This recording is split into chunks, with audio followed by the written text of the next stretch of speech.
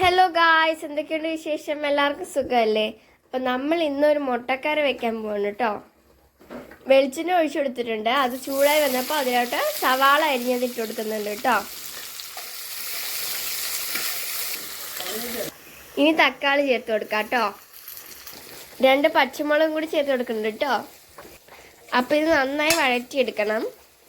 ഇനി നമ്മൾക്ക് പൊടികൾ ചേർത്ത് കൊടുക്കാം. മല്ലിപ്പൊടി, മുളക് പൊടി, മഞ്ഞൾപ്പൊടി, ഗരം മസാല. ഇനി നമ്മൾക്ക് വലിയ ജീരകത്തിൻ്റെ പൊടിയും കൂടി ചേർത്ത് കൊടുക്കാം. ആവശ്യത്തിന് ഉപ്പും കൂടി ചേർത്ത് കൊടുക്കാം. ഇഞ്ചി വെളുത്തുള്ളി പേസ്റ്റും കൂടി ചേർത്ത് കൊടുക്കണ്ടേ. ഇനി നമുക്ക് എല്ലാം കൂടി മിക്സ് ചെയ്ത് കൊടുക്കാം.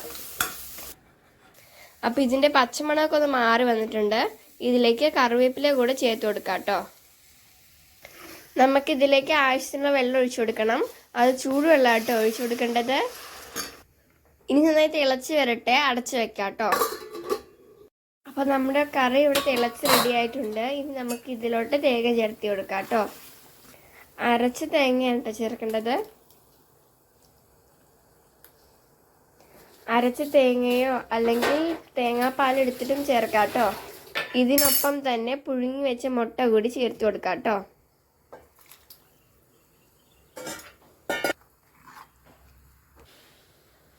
ഇനി നമുക്ക് ഇതിലോട്ട് കറിവേപ്പിലയും കൂടി ചേർത്ത് കൊടുക്കാം.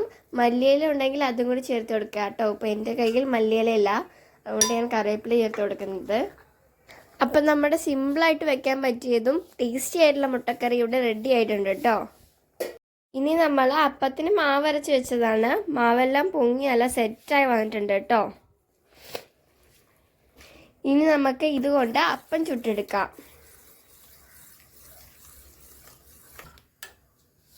അപ്പം ചൂടാൻ ചട്ടി വെച്ചിട്ടുണ്ട്. ചട്ടി നന്നായി ചൂടാവട്ടെ. ചട്ടി നന്നായി ചൂടാവരുത്, ഒരു മീഡിയം ചൂട് പാടുള്ളൂ കേട്ടോ. ഇനി അതിലേക്ക് നമുക്ക് മാവ് ഒഴിച്ച് ചുറ്റിയെടുക്കാം കേട്ടോ.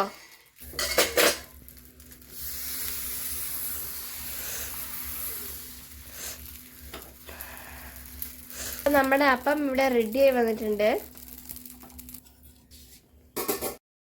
അപ്പം നമ്മുടെ അപ്പവും മുട്ടക്കറിയും ഇവിടെ റെഡി ആയിട്ടുണ്ട്. അപ്പം സൈഡ് നല്ല ക്രിസ്പിയും അകം നല്ല സോഫ്റ്റ് ആണ് കേട്ടോ. ഇതുപോലെയൊക്കെ നിങ്ങളൊന്ന് ട്രൈ ചെയ്ത് നോക്കണേ. അപ്പം ഞങ്ങളിത് കഴിക്കട്ടെ. അത്രയേ ഉള്ളൂ. അടുത്ത വീഡിയോയുമായി വരാം. അതുവരേക്കും ബൈ.